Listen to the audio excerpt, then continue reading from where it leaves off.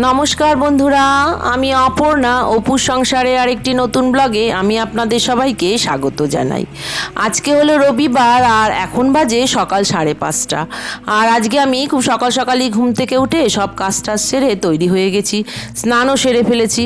আর দেখুন এখনও কিন্তু বাইরে সেরকমভাবে সকাল হয়নি, আর আমার সব কাজ সারাও হয়ে গেছে।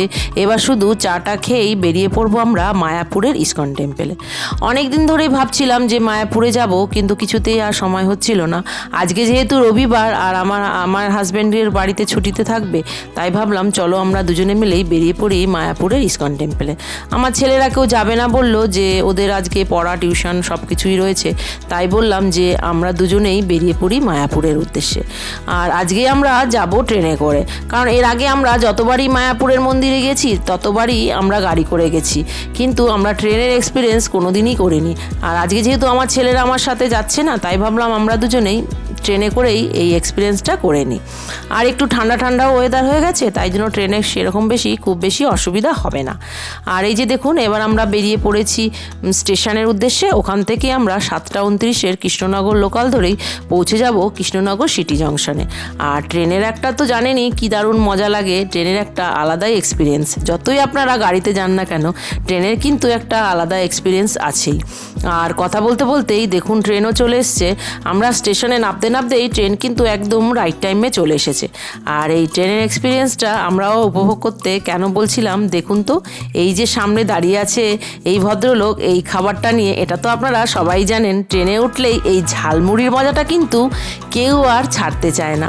আপনি যতই বাড়িতে এইভাবে বানিয়ে খান না কেন, ট্রেনের এই যে জার্নি করতে করতে আর এই ঝালমুড়ি খেতে খেতে যে কি মজা লাগে সেটা আমি বলে আপনাদের বোঝাতে পারবো না। আপনারা অবশ্য ভালো করেই জানেন যে ট্রেনের মজাটা কীরকম লাগে। আর এইদিকে দেখুন জানলা দিয়েও ফুরফুর করে হাওয়া আসছিল, ঠান্ডা ঠান্ডা, তাই জানলাটাও বন্ধ করে রেখেছিলাম। আর কথা বলতে বলতে আবার এই টুকটাক খাবার আরও কিছু চলে এসেছে। আর এই টুকটাক খাবার খেতে খেতেই আমরা আজকে চলে এলাম কৃষ্ণনগর সিটি জাংশনে। ব্যাস এখান থেকে আমরা বাইরে বেরিয়ে টোটো কিংবা অটো ধরে পৌঁছে যাব মায়াপুরের মন্দিরে। তো মায়াপুর মন্দিরে যাওয়ার দুটো রকম রাস্তা আছে, আপনি বাই রোডও যেতে পারেন আর এদিকে নৌকা পাড়েও যেতে পারেন। তা আমি ভাবলাম যাওয়ার সময় আমরা বাই রোড যাই, আর যখন ফিরবো তখন আমরা নৌকা পার করে চলে আসবো, তাহলে দুটো রকম এক্সপিরিয়েন্সই হয়ে যাবে। ওই যে দেখুন কথা বলতে বলতেই কি সুন্দর মন্দিরের চূড়াটা দেখা যাচ্ছে, এটা দেখেই যেন মনের ভিতর একটা আলাদাই আনন্দ বা একটা অনুভূতি আসতে শুরু হয়েছে। আর আমরা চলে এলাম মন্দিরে, আর মন্দির থেকে এই সামনেই ঢুকেই যেখানে এই যে ইনকোয়ারি অফিস আছে তার পাশ থেকে দেখবেন এরকম দুটো বুথ রাখা। এখান থেকে কিন্তু আপনারা দুপুরের প্রসাদের কুপনগুলো পেয়ে যাবেন। আর এটা হচ্ছে অখণ্ড নাম সংকীর্তন। তো এটা আমরা পরে আসবো। সবার প্রথমে আমরা চলে এলাম গদা ভবনে দুপুরের প্রসাদের টিকিটটা কাট। আর এই যে সাইডে দেখুন এই যে এরকম রুমগুলো করা আছে, এখানে যদি আপনারা রাত্রি বাস করতে চান তাহলে এই রুমগুলো আপনারা রিসেপশনে গিয়ে ভাড়া নিয়েও থাকতে পারেন। আর এখানে আমি কাউন্টারে নিয়ে নিলাম দুটো টিকিট, এখানে 80 টাকা করে দুটো টিকিট দুপুরের ভোজনের জন্য। আর এই যে দেখুন এখানে আপনার দুপুর আর রাত্রের টাইমিংটা এখানে দেওয়া রয়েছে। ব্যাস তারপর থেকেই আমরা কুপনটা নিয়েই বেরিয়ে পড়েছি মন্দিরের চারিদিকটা দর্শন করার জন্য। এই মন্দিরটার তো চারিদিকেই নানা রকম জিনিস রয়েছে, যেটা আপনারা সারা দিন কিভাবে ঘুরবেন মনেই হবে না যে কিভাবে টাইম চলে গেল। আর কথা বলতে বলতে দেখুন চলে এসেছি এই এনাদের এখানটার। এই যে এনারাইগুলো এখানে আমাদের হরিনাম সংকীর্তন করছেন, এটা শুনলেও যেন মনটা জুড়িয়ে যাচ্ছে। আর এদের সাথে সাথে মনে হচ্ছে আমরাও একটু হরিনাম সংকীর্তন করি আর মনটায় আনন্দে ভরিয়ে তুলি। এই যে দেখুন সব আমার বোনেরা কি সুন্দর হরিনাম সংকীর্তনের সঙ্গেই নেচে নেচে দুলে দুলে নাচ করছেন। ব্যাস এবার আমরা চলে এলাম এখানে নতুন মন্দিরটা দেখার জন্য। আমরা জানতে পারলাম যে আজকে এখানে নতুন মন্দিরটাও খোলা হবে দেখানোর জন্য। আর এখান থেকে এই যে একটা বুথ বানানো আছে, এই বুথ থেকে এই যে বুথটা দেখুন, এইটা কিন্তু পুরোনো মন্দিরটার ঠিক উল্টো দিকেই। এই যে পুরনো মন্দির তার ঠিক উল্টো দিকে এই বুথটা, এখান থেকে আপনারা টিকিটটা পেয়ে যাবেন। এখানে পার পার্সন 50 টাকা করে। আমরা যেহেতু দুজন ছিলাম সেই জন্য 100 টাকার একটা টিকিট নিয়ে নিলাম। আর বলে দিল ওনারা যে 12টার সময় আসবেন এইখানটায়, এখান থেকেই আপনাদের আবার ভেতরে দর্শন করতে নিয়ে যাওয়া হবে। ততক্ষণে আমরা মেন মন্দিরটাও দর্শন করে নিলাম। আর তারপরে যেহেতু ওখানে কোনো ফোন অ্যালাউ ছিল না, তাই আমি আপনাদের দেখাতে পারলাম না ভেতরের দৃশ্যটা। আর তারপরেই চলে এলাম এখানে পুরনো মন্দির দর্শনের জন্য। আর এখানে আমাদের সাথে একজন গাইড প্রভু ছিলেন, যিনি আমাদের সব কিছু বুঝিয়ে দিলেন যে এখানে মন্দিরে কিভাবে, এই যে দেখুন কৃষ্ণের নীলা, এরকম প্রত্যেকটা দেওয়ালেই কিছু না কিছু বানানো হয়েছে। আর এই হচ্ছে মেন মন্দির। আর এই মেন মন্দিরটা এত সুন্দর, আর এখানে যে নানা রকম পাথর লাগানো আছে বা নানা রকম কারুকার্য করা আছে, সেই সম্বন্ধে আমি আপনাদের এই যে আমাদের সাথে গাইড প্রভু আছেন, তিনি আমাদের সব কিছু বলে দিলেন যে এই সব পাথরগুলো কোথা থেকে এসছে বা প্রভুকে কোথায় বসানো হবে। তাহলে শুনে নিই, চলুন।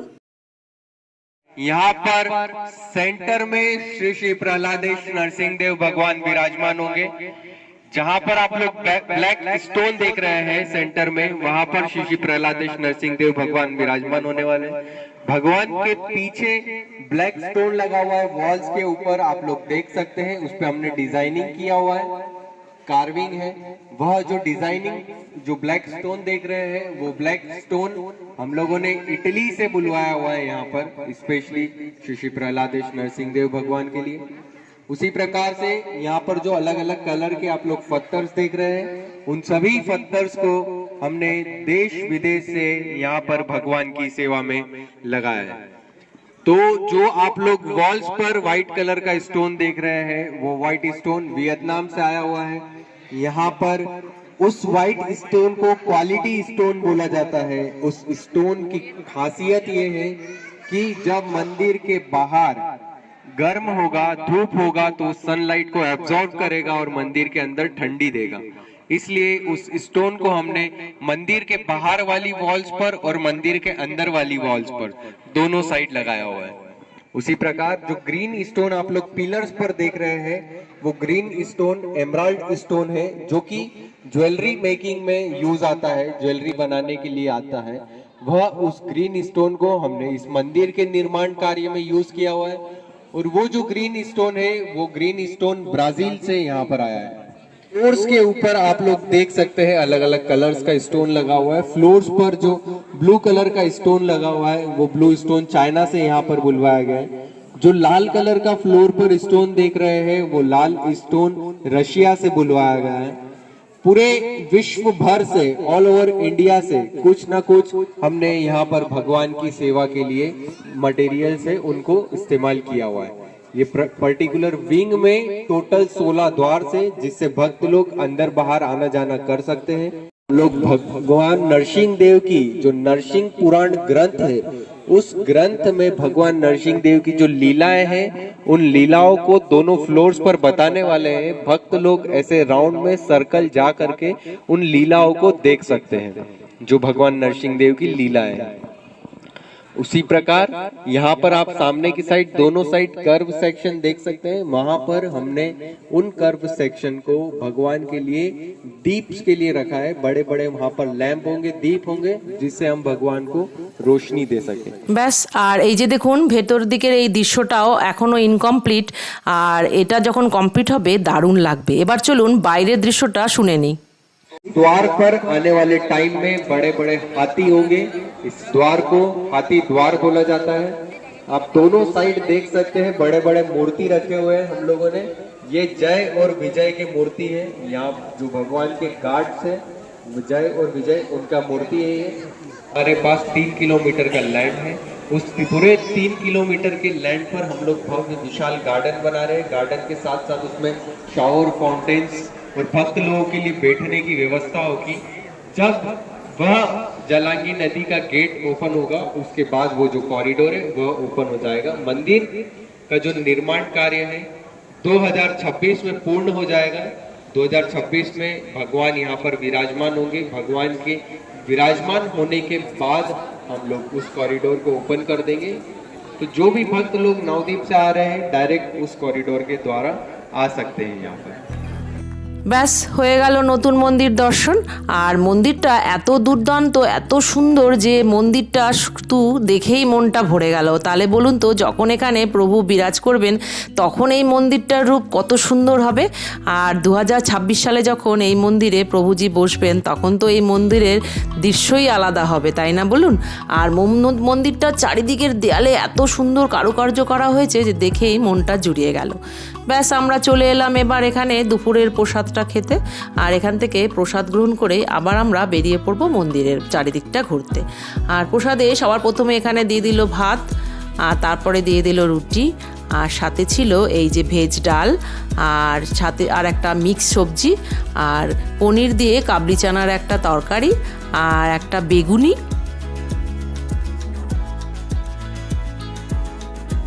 আর সাথে ছিল পায়েস। আর এই প্রসাদটা কিন্তু দুর্দান্ত টেস্টি ছিল।